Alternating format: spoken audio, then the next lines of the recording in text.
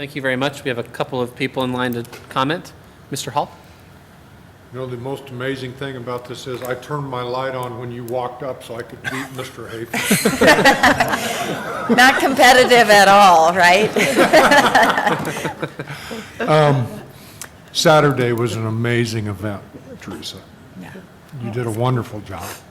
And we hadn't talked about that yet here today, but it was a phenomenal outpouring of community and involvement of community.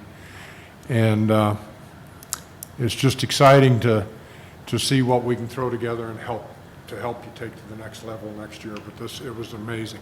And Amy, you and Bob, I walked over, when I found out, I thought it was a line for the bathroom, okay? This line came out of the building and all the way up into the yard, and it was the line to get physicals. That's an amazing deal. The work that you're doing with Roy and things that are going on. We know that if we can get a student to take ownership in some activity at school, it changes everything. Whether it be athletics, whether it be drama, whether it be home ec, I don't care, band, debate, I don't care. If they can take ownership in that, and athletics kind of start at a young age and take that stage. But it's great to see the collaboration between a city and a school district. And that's the heartbeat of ACE. And I'm proud that we've got the right people with you guys spearheading that with Roy. And that program can change an entire city, change an entire area. So without going on and on and on, thank you for your efforts. The community, I mean, I'm sure we've got a huge television rating, but these are some of the things that the community needs to hear about. And with the ACE program, with Roy and with so on, this gets out into that community and it starts telling people what's happening and what your school's doing and what your community's doing, what your city's doing to provide an alternative to the kids. So, thanks. Ms. Solis? So Bob, thank you so much for being such a cheerleader for our kiddos. You go far above and beyond trying to fight for our kids and get these circumstances and barriers out of their way and no more excuses and making sure our kids have opportunities. And Roy Otto has been amazing in partnering with us and has that same drive and passion for our kiddos. And once you get the numbers for NextCare, I would love to see them at our board meeting so we can really thank them appropriately for all their efforts and what they did for our kids. And keep up the good work, and it's contagious, and I see it getting bigger and bigger, so thank you. Well, thank you both for all of your efforts. And oh, Sorry, Julia, Roger. Roger, what's up? Go ahead. To point out and reinforce this giving kids a choice and a chance, giving them a chance to find some special thing about their school, but then giving them a way to get there. That's exceptional, and I thank you for that. All right. Well, I was going to say thank you very much, and I was going to steal Julia's thunder that as we get kids involved in sports and extracurriculars, it helps their achievement levels and it helps their engagement in school, which is the human component that's so important and the motivational factors. So she's the one that talks about student achievement, so I stole that from her, but it really is important for them as people as they grow, so appreciate all the work. Ms. Solis, do you have a comment? Or you're like, that's right. Well, thank you very much. Thank you. Thank you. All right, our final item this evening is the safety topic of the month, middle school front entry video intercom systems. Thank you and good evening. Mr. John Gates, It's you're presenting. my pleasure to give you this month's safety topic of the month. As indicated, it's the audio-video intercom entry systems for the middle schools. A short bit of summary. As you know, our district installed audio-video intercom entry systems at all elementary schools and the two K-8 schools in April of 2013. And after a year plus of operation of these systems, it's pretty clear to me as your Director of Safety and Security and to the users and to our principals that we have greatly enhanced the safety and security of our schools.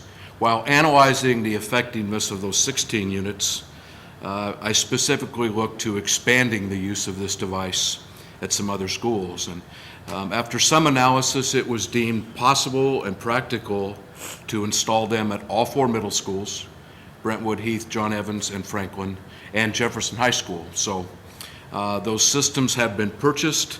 They're in the midst of being installed. It's anticipated that they will all be installed by close of business tomorrow. That being said, it's important for us to phase this in slowly because the difference in the middle school and the elementary school and the K-8 school and the high school is substantially different with regard to size of the school, number of doors, infrastructure, et cetera. So long story short, we have approximately 12 doors in those 5 schools where we'll need to purchase and install some hardware for a fob system for those doors. So it shouldn't seem like a panic that we're getting those in 2 days before school starts. So one, because we just made the decision approximately a month ago that this was feasible and practical, but I don't want to be responsible for advertising a secure site at those particular 5 schools unless we take care of those other doors first. So that's in process as well.